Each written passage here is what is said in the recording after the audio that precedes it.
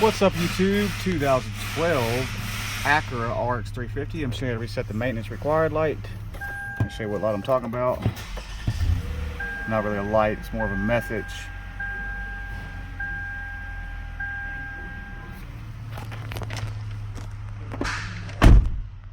Notice when I closed the door, it showed up real quick.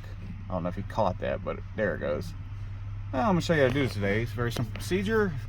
And those of y'all haven't subscribed, please subscribe to my channel so I can make videos like this to make your life easier. Let's get started. And it's all going to be done down here from your menu buttons. Hit your menu. It's going to take you to that screen. Now your little scroll back and forth button, go to setup, then press down on that button. And you're going to go to vehicle. Whatever you're on, go to where it says vehicle. And press down again on the button.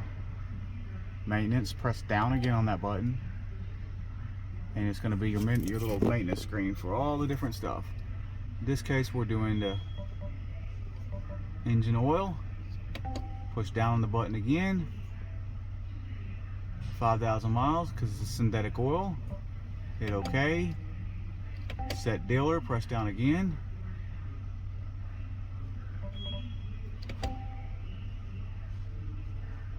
Go to your oil and filter,